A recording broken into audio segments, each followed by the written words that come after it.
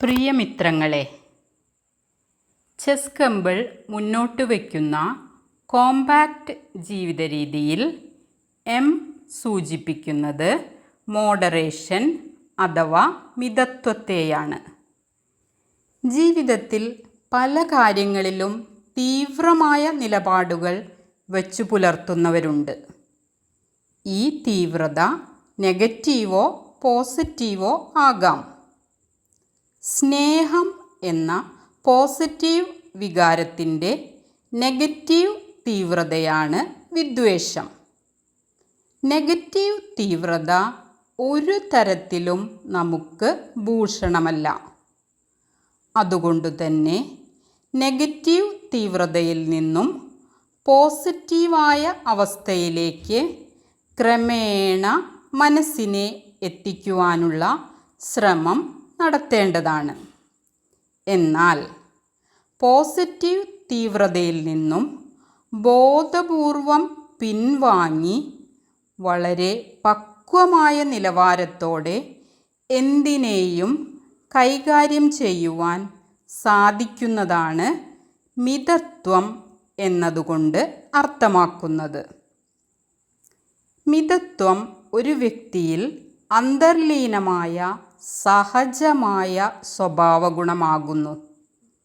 അതുകൊണ്ടുതന്നെ മിതത്വം ഏവർക്കും അനായാസേന പ്രാപ്തമാക്കാവുന്ന ഒന്നല്ല.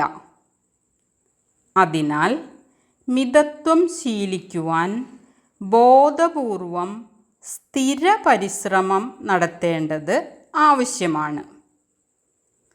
ചെറിയൊരു ഉദാഹരണം നോക്കാം. ഏറെ ഇഷ്ടപ്പെട്ട ഒരു ആഹാരവിഭവം ആവോളം ഭക്ഷിക്കുന്നത് നമ്മുടെ ശീലമാണെന്നിരിക്കട്ടെ. മിതത്വം ശീലിക്കുന്നതിൻ്റെ ഭാഗമായി ഈ കഴിക്കുന്നതിൻ്റെ അളവിൽ ചെറിയൊരു കുറവ് വരുത്തുവാൻ ബോധപൂർവം നമുക്ക് ശ്രമിക്കാമല്ലോ.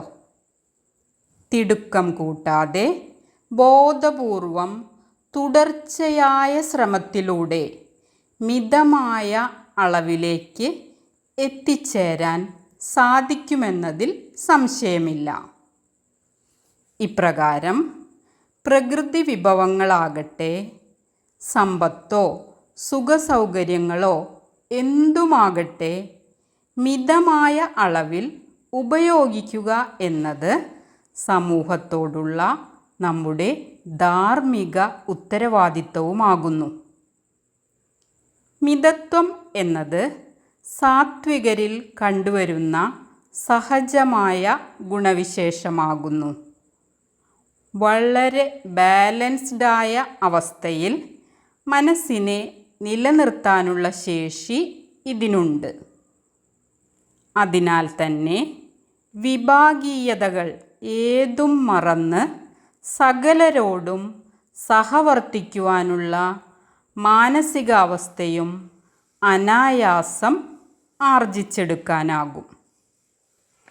ക്രമേണ മിതത്വം പ്രാവർത്തികമാക്കുവാൻ എല്ലാ മിത്രങ്ങൾക്കും സാധിക്കട്ടെ. നന്ദി.